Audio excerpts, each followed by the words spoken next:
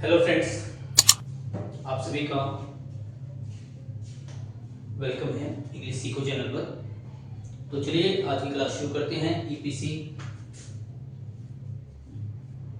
7। तो फ्रेंड्स, ये हमारी ईपीसी इंग्लिश सीखो क्लास 7 है, जिसमें हम कंटिन्यू करेंगे all forms of the verbs. Okay, तो यहाँ पर हम लोग सीख रहे थे ऑल फॉर्म्स ऑफ सब्जेक्ट्स। तो नेक्स्ट हमारा सब्जेक्टिव फॉर्म में subjective form first, second relative form,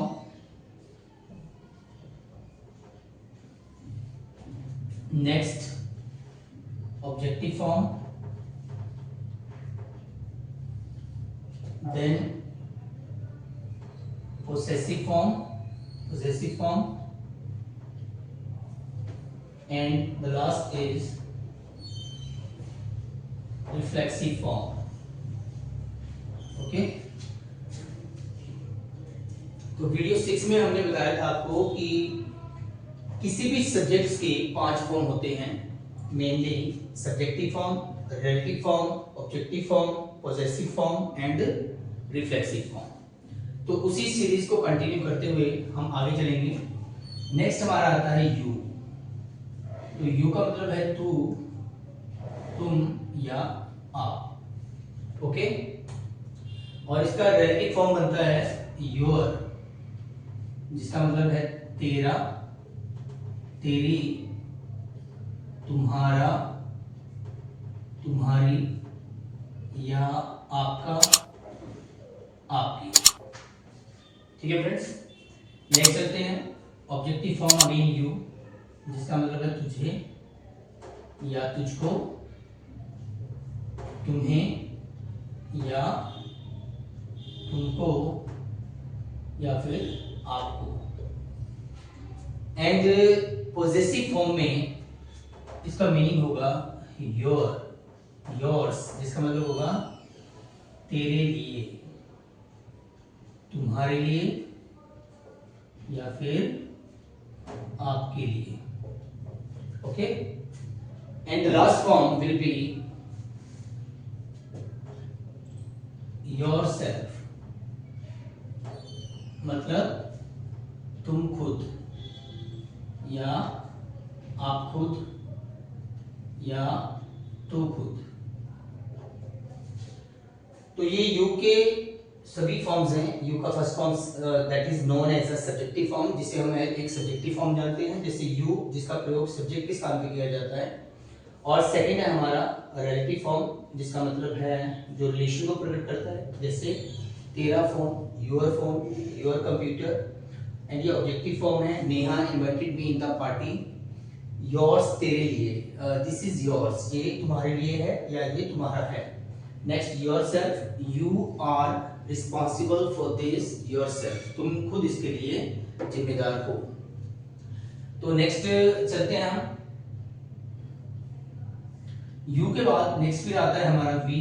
we means हम, और इसका रिलेटिव फॉर्म होगा अवर, जिसका मतलब है हमारा या हमारी। ओके, एंड नेक्स्ट कम्स अस, इसका मतलब है हमें या हमको। Next comes again hours, that means हमारे लिए। Okay, and next comes ourselves, यानी कि हम खुद, हम खुद या फिर हम अपने आप। Okay, and the last form is they. They means वे एज अ हीरो यूज होगा, और इसका सेकंड फॉर्म होगा THEIR, देयर मीन्स उनका या उनकी। एंड नेक्स्ट कम्स देम, जिसका मतलब होगा उन्हें या उनको। And next comes theirs, THEIRS, theirs means उनके लिए। And the last form will be themselves. Themselves means वे खुद, वे खुद या वे अपने आप। सो आपने देखा कि ऑल फॉर्म्स ऑफ सब्जेक्ट्स किस तरह से यूज किए जाते हैं। चलिए इनको क्लियर करने के लिए इनका एक एक एग्जांपल समझ लेते हैं। तो सबसे पहले सब्जेक्टिव फॉर्म में आप देखते हैं यू। तो यू को जब हम एज अ सब्जेक्ट इस्तेमाल करेंगे तो आप कुछ भी सेंटेंस बना सकते हैं। देखिए यहाँ पे यू आर अ बॉय, तो यहाँ पे यू का प्रयोग एक हीरो के रूप में किया गया है। इसी तरह से जब मैं कहता हूँ वी आर फ्रेंड्स, हम दोस्त हैं, तो यहाँ पे आप देखेंगे कि वी का प्रयोग एक हीरो के रूप में किया गया है।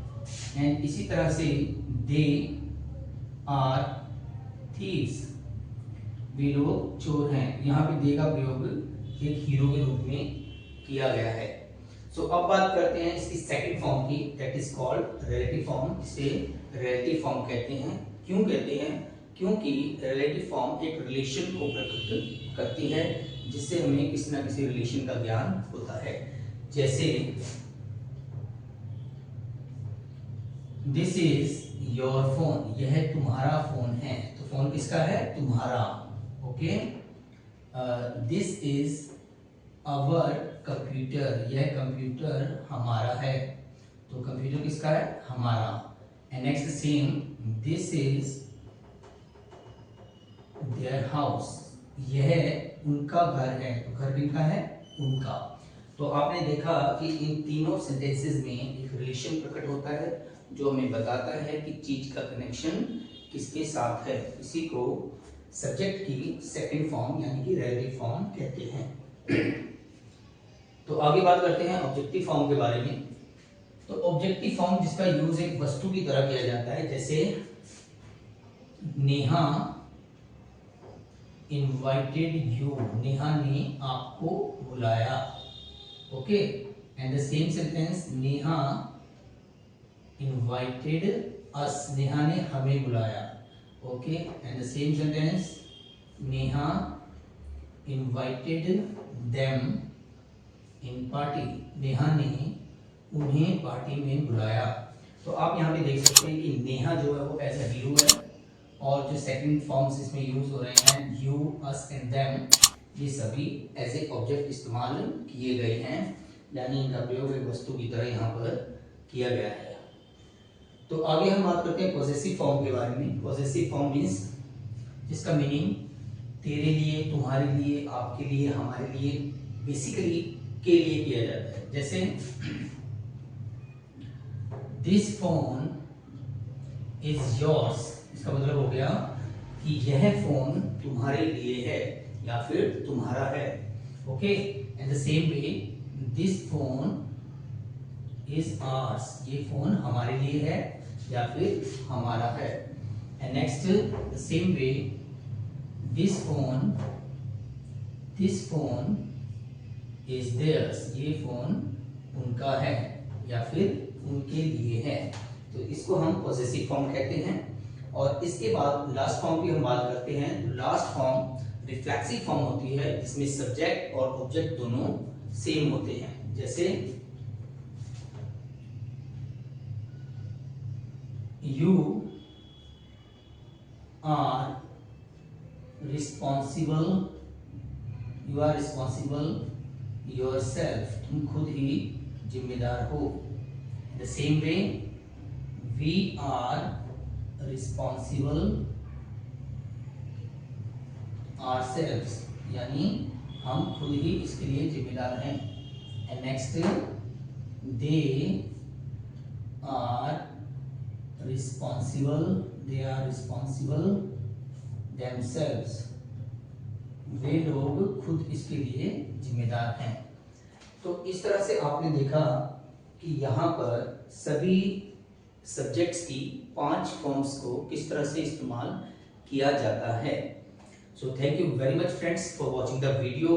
प्लीज़ जाने से पहले सब्सक्राइब करें, शेयर करें, कमेंट करें, लाइक करें और बेल आइकन को जरूर प्रेस कर दें ताकि आने वाली वीडियो का नोटिफिकेशन आपको मिलता रहे। Thank you very much for watching the video. See you, tata, bye.